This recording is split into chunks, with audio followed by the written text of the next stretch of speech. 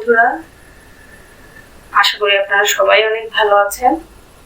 আজকে আমরা ইংরেজির নতুন একটা লেসন শিখব। ইংরেজিতে আসাকে কাম এবং যাওয়াকে গো বলা হয়, এটা আমরা মোটামুটি সবাই জানি। কিন্তু সব পরিস্থিতিতেই আসা অর্থে কাম বা যাওয়া অর্থে গো বলা যায় না। এমন কিছু পরিস্থিতি আছে যেখানে আসা অর্থে কাম ব্যবহার না করে অন্য কোনো শব্দ ব্যবহার করতে হয়। আবার এমনও কোনো পরিস্থিতি আছে যেখানে যাওয়া অর্থে গো ব্যবহার না করে অন্য কোনো শব্দ ব্যবহার করতে হয়। আজকের লেসনে আমরা এগুলোই জানবো। তাহলে চলুন শুরু করা যাক। প্রথমেই আসছি রেলগাড়ির কথা নিয়ে। যদি কখনো আমরা ইংরেজিতে বলতে চাই রেলগাড়ি আসছে, তাহলে কি আমরা বলবো the train is coming? না, এভাবে কিন্তু বলা যায় না। রেলগাড়ি আসছে, এটার ইংরেজি হচ্ছে the train is arriving। এখানে কামিং না বলে আমরা বলছি arriving। আবার রেলগাড়ি যখন চলে যায় তখন আমরা কি বলি? তখন কি আমরা বলি the train is going? তা কিন্তু বলি না। আমরা কি বলি? the train is departing। তার মানে রেলগাড়ি আসছে, এখানে আমরা কাম ব্যবহার না করে অ্যারাইভ ব্যবহার করেছি। আর রেলগাড়ি যাচ্ছে, এখানে আমরা গো ব্যবহার না করে ডিপার্ট ব্যবহার করছি। তাহলে এখানে কামিং এবং গোয়িং দুটোর কোনোটাই ইউজ হয়নি, ইউজ হয়েছে অ্যারাইভিং এবং ডিপার্টিং। বাসায় যখন মেহমান আসে তখন আমরা মেহমান আসছে ইংরেজিতে কি বলতে পারি? ইংরেজিতে আমরা কি বলবো? Guest are coming? তা কিন্তু বলি না, বলি গেস্ট আর ভিজিটিং। মেহমান আসছে, এর ইংরেজি হচ্ছে গেস্ট আর ভিজিটিং। একইভাবে মেহমান যখন চলে যায় তখন কিন্তু আমরা গেস্ট আর গোয়িং এটা বলি না, আমরা বলি গেস্ট আর লিভিং। গেস্ট আর লিভিং মানে মেহমান যাচ্ছে, চলে যাচ্ছে। তার মানে মেহমান বাড়িতে আসছে, গেস্ট আর ভিজিটিং। মেহমান চলে যাচ্ছে, গেস্ট আর লিভিং। কারো যদি জ্বর আসে তাহলে কি আমরা কখনো বলতে পারি ফিভার ইজ কামিং? এটা কিন্তু বলা যায় না, বলা যায় he is suffering from fever. তার মানে তার জ্বর এসেছে বা জ্বর আসছে। জ্বর আসছে ইংরেজি হচ্ছে he is suffering from fever. আবার যখন জ্বর ভালো হয়ে যায়, জ্বর চলে যায়, তখন আমরা কি বলি? Fever is going. এটা বলতে পারি? এটা কিন্তু বলা যায় না, আমরা বলি হিজ ফিভার ইজ অফ। জ্বর চলে যাচ্ছে বা ভালো হয়ে যাচ্ছে, এটাকে আমরা ইংরেজিতে বলি হিজ ফিভার ইজ অফ। তার মানে জ্বর আসছে, he is suffering from fever. জ্বর যাচ্ছে বা ভালো হয়ে যাচ্ছে, হিজ ফিভার ইজ অফ। কোন ঋতুর ক্ষেত্রে ইংরেজিতে আসছে অর্থে আমরা কিন্তু কামিং ব্যবহার করতে পারি না। যেমন আমরা যদি বলতে চাই শীতকাল আসছে, তাহলে কিন্তু আমরা কখনোই বলতে পারবো না উইন্টার ইজ কামিং। আমরা বলতে পারবো উইন্টার ইজ অ্যাপ্রোচিং।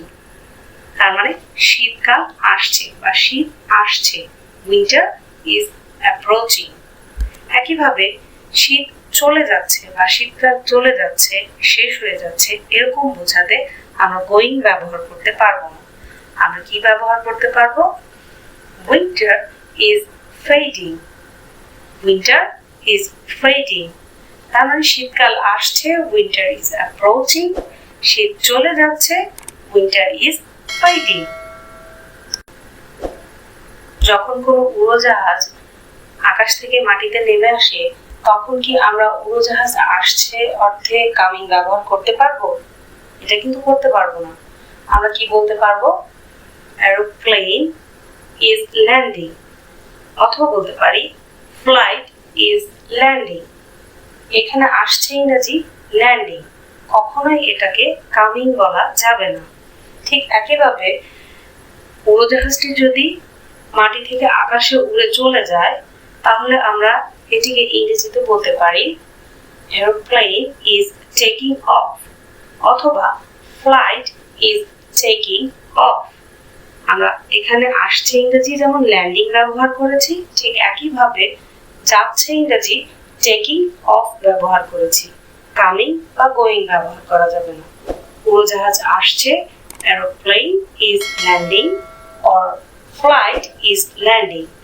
একইভাবে উড়োজাহাজ চলে যাচ্ছে, aeroplane is taking off or flight is taking off। কারো স্মৃতিশক্তি যদি ফিরে আসে, সে ভুলে গিয়েছিল বা স্মৃতি হারিয়ে ফেলেছিল, যদি ফিরে আসে তাহলে আমরা কি বলতে পারি? তার স্মৃতি ফিরে আসছে। তাহলে এটাকে ইংরেজিতে আমরা বলতে পারি he is regaining his memory। he is regaining his memory। আর যদি স্মৃতিশক্তি হারিয়ে যায় বা দিন দিন হারিয়ে যাচ্ছে এমন যদি বোঝায়, তাহলে আমরা কি বলি? তার স্মৃতি চলে যাচ্ছে। ইংরেজিতে বলি he is losing his memory। তার স্মৃতি চলে যাচ্ছে, he is losing his memory। তার স্মৃতি ফিরে আসছে, he is regaining his memory।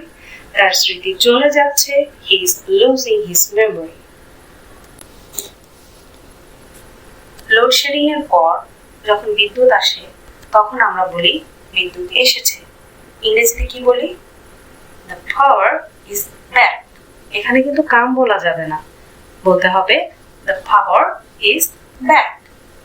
আর যখন লোডশেডিং হয় বা বিদ্যুৎ চলে যায় তখন আমরা বলি বিদ্যুৎ চলে গেছে। তখন ইংরেজিতে আমরা বলি there is power cut। there is power cut। তার মানে বিদ্যুৎ এসেছে, the power is back। বিদ্যুৎ চলে গেছে, there is power cut। তো বন্ধুরা, এই ছিল কিছু এক্সপ্রেশন যেখানে আপনারা দেখলেন আসা ও যাওয়া অর্থে কাম এবং গো এর জায়গায় কিছু ভিন্ন এক্সপ্রেশন ব্যবহার করা হয়। I hope this video has become helpful to you। ভিডিওটি যদি ভালো লেগে থাকে তাহলে প্লিজ সাবস্ক্রাইব করবেন, লাইক দিবেন এবং শেয়ার করবেন। আর হ্যাঁ, অবশ্যই রেগুলার প্র্যাকটিস করবেন, তাহলে আপনাদের জ্ঞান আরো বাড়বে এবং আপনারা ইংরেজিতে আরো অনেক বেশি দক্ষ হয়ে উঠবেন। আর এরপরে আরো নতুন কোন টপিকে জানতে চান বা নতুন কোন গ্রামারটা ইংরেজির কোন লেসনটা শিখতে চান, প্লিজ কমেন্ট করে জানাবেন। সেই পর্যন্ত সবাই ভালো থাকবেন, সুস্থ থাকবেন।